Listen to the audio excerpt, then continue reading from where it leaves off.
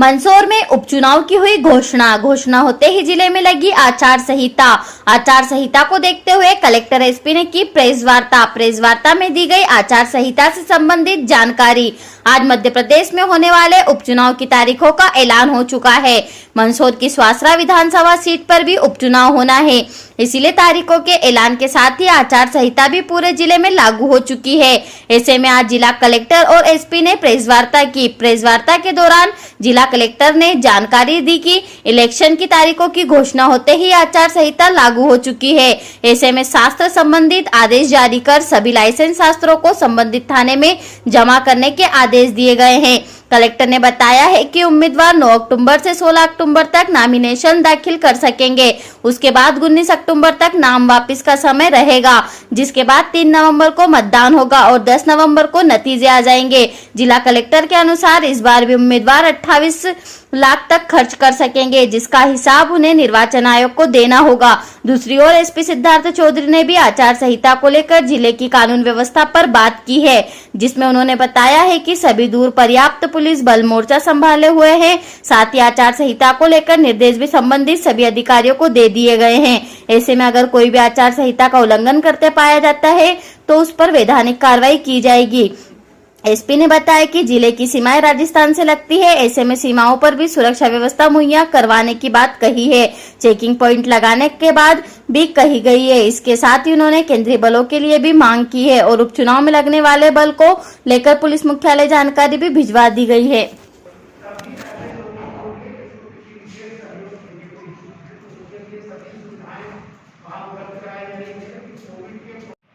Basically कोविड-19 के प्रसार के जरिया हम लोगों ने इसके सारे उपाय के लिए निजी निर्देशक तत्व तो वहाँ से तय किए गए थे, लेकिन हमारी आपकी सबसे बाई इलेक्शन की तारीखों का ऐलान हो गया है और इसके साथ ही पूरे जिले में आचार संहिता लागू हो गई है। 9 तारीख को नोटिफिकेशन जारी होगा और उसके साथ चुनाव की प्रक्रिया शुरू हो जाएगी।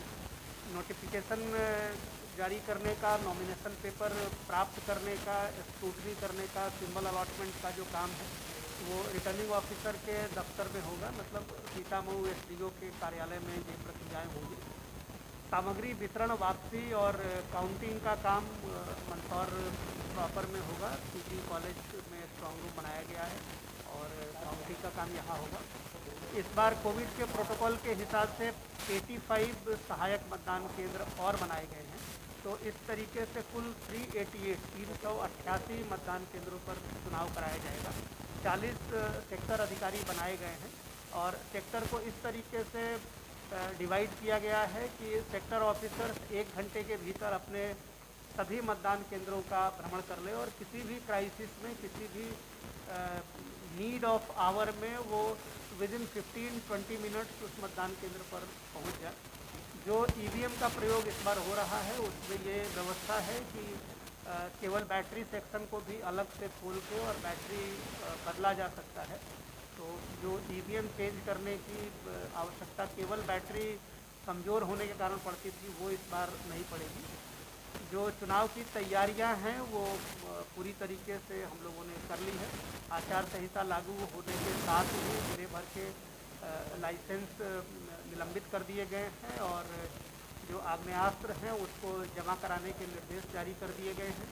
गवर्नमेंट बिल्डिंग्स और गवर्नमेंट प्रॉपर्टीज़ के ऊपर जो बैनर, पोस्टर, झंडे ये सब लगे हैं उसको हटाने के निर्देश दे दिए हैं। संपत्ति विरूपण अधिनियम को सख्ती से लागू करके और 24 घंटे, 48 घंटे और 72 घंटे में जैसा इलेक्शन कमीशन के निर्देश हैं वो तीनों रिपोर्ट भेजी जाएगी। पूरी मशीनरी गियरअप है और हम लोग कोविड के प्रोटोकॉल का पालन करते हुए बहुत ही अच्छे तरीके से चुनाव को संपादित करेंगे। 9 तारीख से नॉमिनेशन पेपर का काम शुरू होगा भरने का। 16 तारीख तक नॉमिनेशन किए जाएंगे। 17 तारीख को स्क्रूटनी होगी। 19 तारीख तक नाम वापसी का समय रहेगा और उसी दिन सेकेंड हाफ में सिंबल अलॉटमेंट किया जाएगा। इस बार हमारी कोशिश है कि हम बहुत सारे आदर्श मतदान केंद्र करें। हम इसके लिए प्लान कर रहे हैं और दिव्यांगों के लिए अलग, महिलाओं के हिसाब से अलग, बुजुर्गों के हिसाब से अलग हम कुछ अच्छे मतदान केंद्र तैयार करेंगे और आपको इसके बारे में अगले 2-3 दिनों में बताएंगे।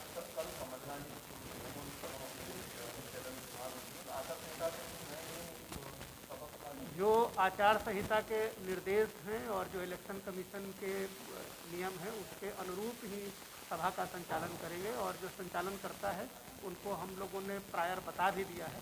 तो अभी तक जो आचार संहिता लागू नहीं थी तो उसके दायरे में जिस तरीके से सभा हो रही थी और अब जो दायरा है दोनों में परिवर्तन आ गया है। संचालक गणों को हमने ये बातें बता दी है और उसी के अनुरूप वो सभा हो।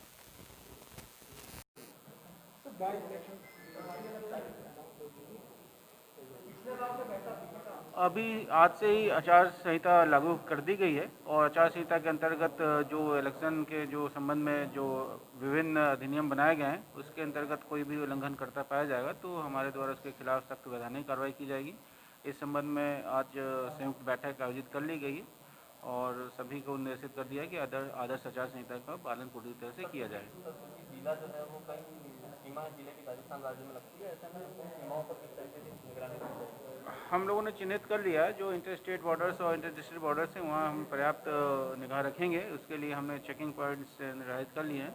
आवश्यक वहाँ पे हम फोर्स लगा के वहाँ पे जो भी वहाँ से वाहन आएंगे जाएंगे उसमें हम चेकिंग अवश्य लगाएंगे। हमने इस विधि तय कर लिया। सेक्टर मोबाइल्स के साथ साथ हमने पॉइंट्स लगा लिए। अभी इंटर स्टेट जो पॉइंट्स हैं हमने 11 चिन्हित किए हैं, वहाँ पे राउंड द क्लॉक जो है फोर्स रहेगा और पर्याप्त संख्या में हम फोर्स लगाएंगे। क्या सेंटर से फोर्स मांगा है? हाँ, निश्चित रूप से हमने फोर्स मांगा है और पीएचक्यू को हमने यहाँ का जो चुनाव में जो फोर्स लगना है उसको हमने डिप्लॉयमेंट प्लान भेज दिया है और जितना भी फोर्स हमें उपलब्ध होगा उसके हिसाब से हम आवश्यक व्यवस्था लगा लेंगे।